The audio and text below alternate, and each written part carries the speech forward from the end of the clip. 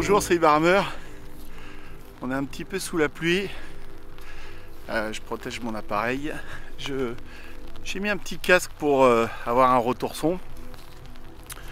Donc là je me balade et j'ai les deux bras tendus, alors on va faire vite. Alors aujourd'hui au sommaire. Alors j'ai essuyé un petit peu mon appareil.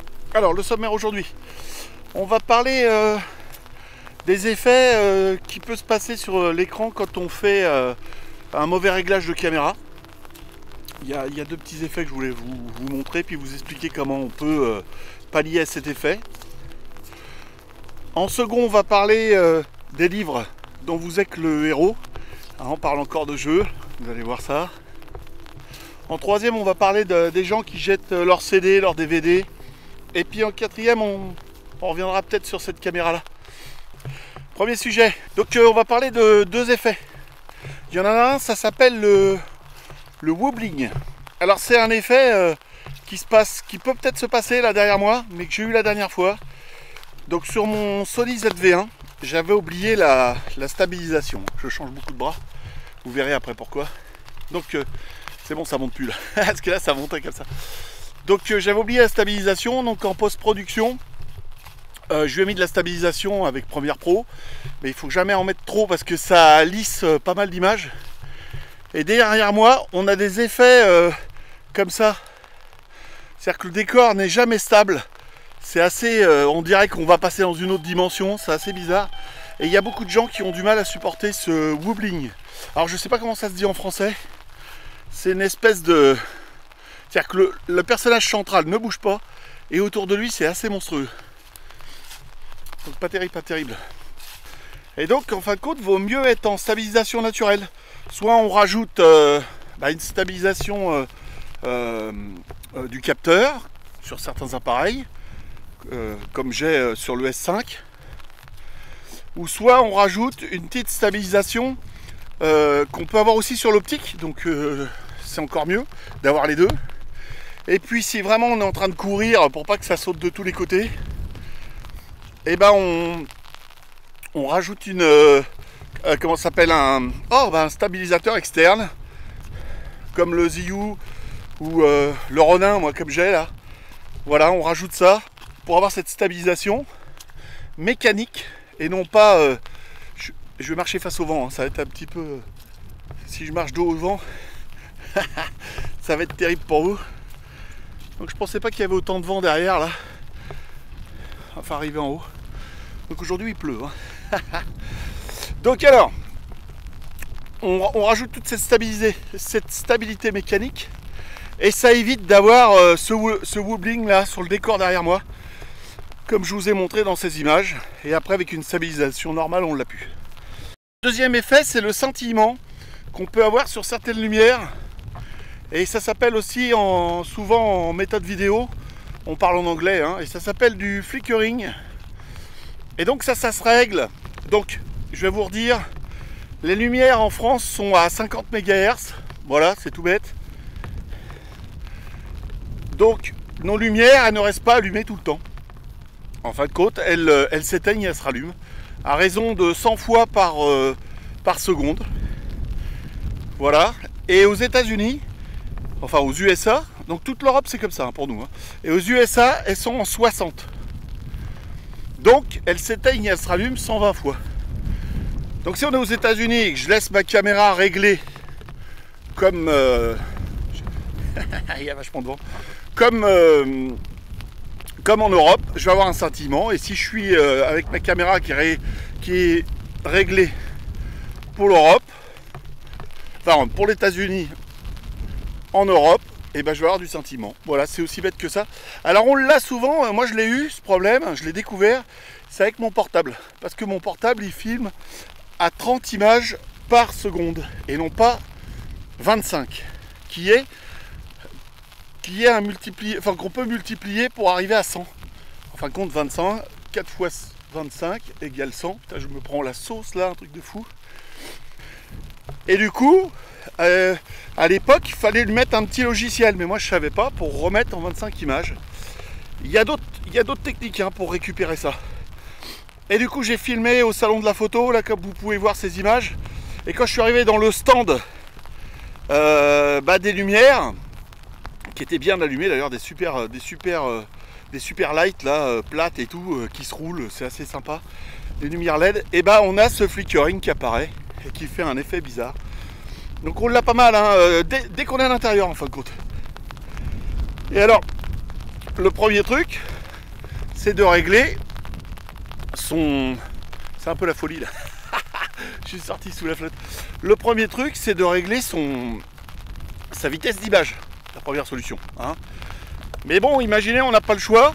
Le deuxième choix à faire, c'est de régler son obturateur. Parce que sur des caméras comme ça, on a une obturation. Ça s'allume et ça s'éteint.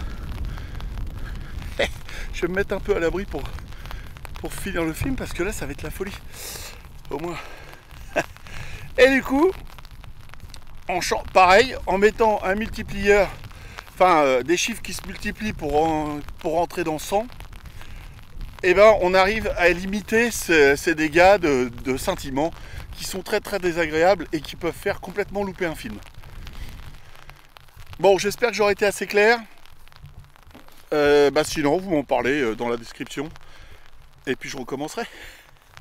Non, sinon, en France, pour être plus clair, pour pas être embêté, on filme en 25, en 50, et puis après en 100, ou voilà, pour images par seconde. Et aux États-Unis, on filme en 30, en 60 ou en 24 images secondes. Voilà, c'est aussi simple que ça. Bon, je voulais rajouter aussi, quand on filme dehors, on s'en fiche un peu à quelle vitesse d'image on filme, parce que le soleil, il s'éteint jamais. Enfin, à part la nuit, bien sûr, il se couche, quoi. Mais je veux dire, il s'allume pas, il s'éteint pas, il se rallume pas, quoi. Il clignote pas. Donc là, on peut filmer à n'importe quelle vitesse, on n'est pas embêté. Bon, sujet numéro 2, je me suis abrité un petit peu, regardez. Là, moi, je me suis abrité un petit peu de ça, là. Parce que je prenais vraiment la flotte. Enfin, c'est surtout le vent qui est désagréable. Donc voilà, j'ai retrouvé ces livres.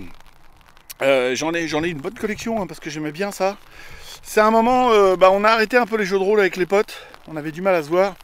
On n'avait pas de réseau à l'époque, hein, informatique pour en faire en électronique.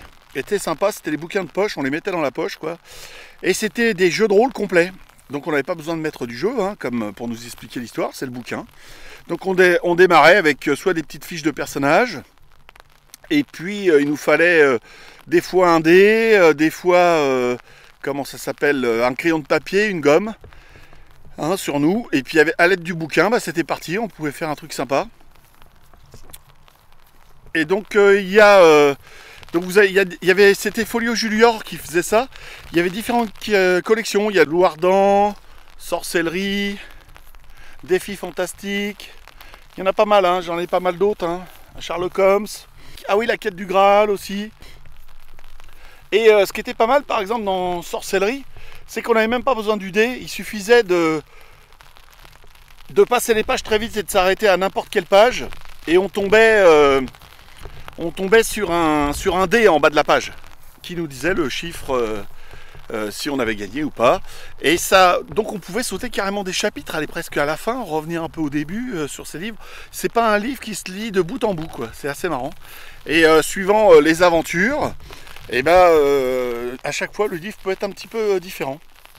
Un truc très très sympa. Et alors j'ai vu qu'ils en faisaient encore sous une nouvelle édition, hein. Moi je vous montre. Oh là, je suis complètement flou, on va repasser ailleurs. Merde. Donc j'ai. Ah putain, le vent. Merde.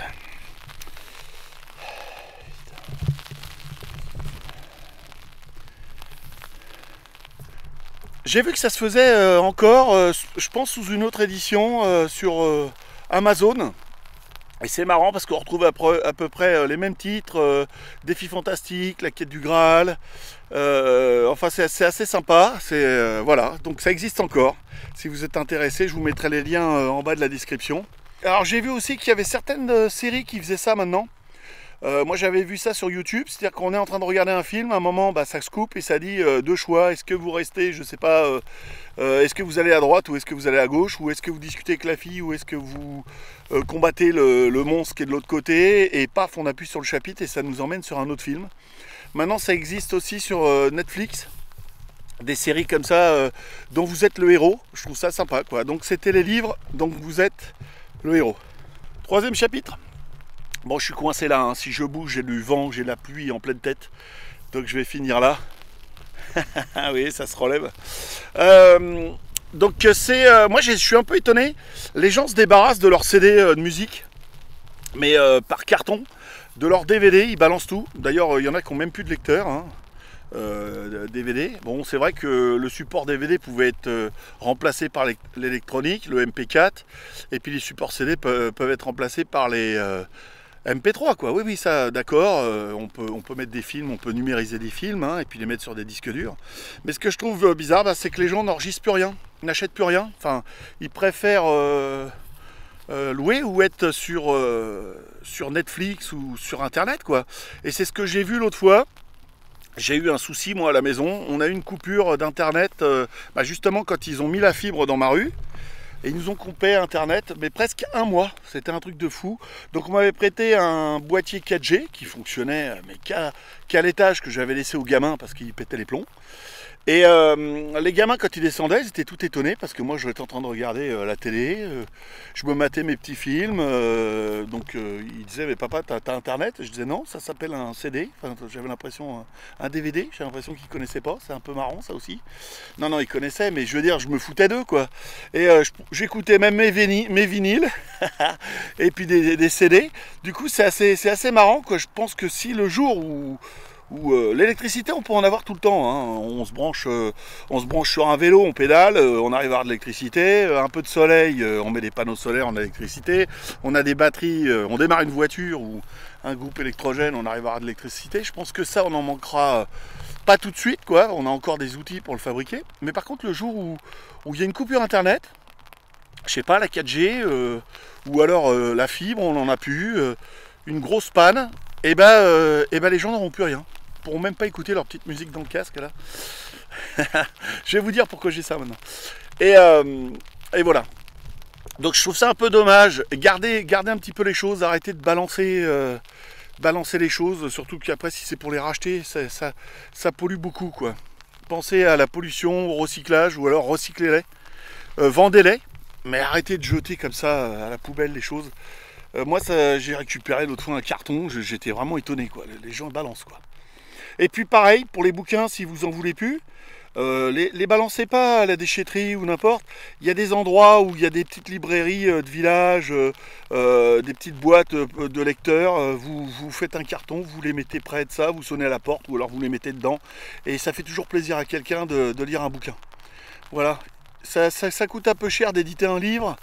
C'est pas facile d'en écrire un. Le balancez pas. Le mettez pas à la poubelle ou au feu quoi. À moins vraiment qu'il soit pourri. Mais il y a toujours quelqu'un qui sera intéressé pour lire cette lecture. Voilà, recycler.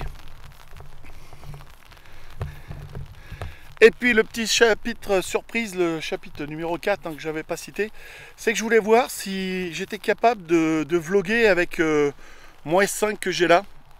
Donc c'est vrai que je pense que j'ai eu tendance à regarder plus sur le côté, hein, la caméra, enfin l'écran pour voir si j'étais bien net. Parce que là je me fie à l'autofocus. En plus il pleut, il y a eu des gouttes qui sont tombées sur l'appareil. Bon, il est tropicalisé. Hein. Donc c'est le S5. Hein. Je lui ai mis le micro Sennheiser. Je me suis mis mon petit casque pour un retour audio que j'ai en direct. Hein. Donc un bon petit retour audio. On va avancer, on va rentrer un peu plus dans le vent. J'espère qu'il n'y a pas trop de bruit de main avec le micro parce que je lui ai mis le parapluie au-dessus, hein, parce que je suis sous la flotte. Un peu fou, mais ça fait du bien. Je voulais vous faire un faux live. Je voulais rebondir sur... alors j'ai reçu un petit message de Franck, là, Lentulus. Je sais pas, ton message s'est effacé, peut-être que tu as changé d'avis, tu l'as enlevé.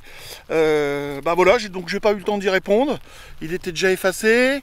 Il y a Razor qui m'a question sur l'imprimante 3D. Voilà, donc je lui ai répondu, voilà, je t'ai répondu. Hein, j'espère que ça t'a suffi mes réponses.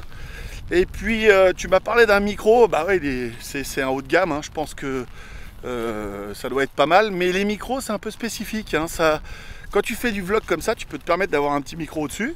Hein, du moment qu'il soit bien, comment on appelle ça, isolé de ton appareil pour les vibrations. Et puis on n'est pas loin là, je suis vraiment pas loin. Par contre, si je me mettais à plusieurs mètres, j'en ai un micro émetteur. Mais toi par exemple, là ça serait pas mal d'avoir un micro cravate parce que j'ai le vent derrière moi.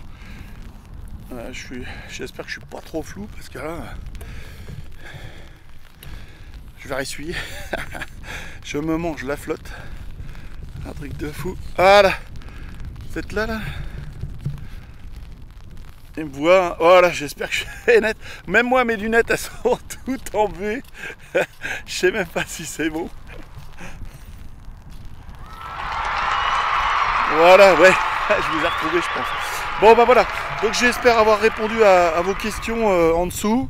Je vous dis à la prochaine. Ah, on va faire un petit truc. Pour ceux qui sont restés jusque-là, ça serait marrant, comme ça va vous faire participer un petit peu. Je vais vous dire un petit mot, par exemple, hibou. Comme ça, si vous me le remarquez dans le commentaire, je saurai que vous êtes restés jusqu'à la fin. Je vous dis à bientôt, bonne semaine à vous. Portez-vous bien. Petit like, comme d'habitude, on s'abonne. La petite cloche pour avoir les autres films. Et puis, au prochain film. Allez, à bientôt.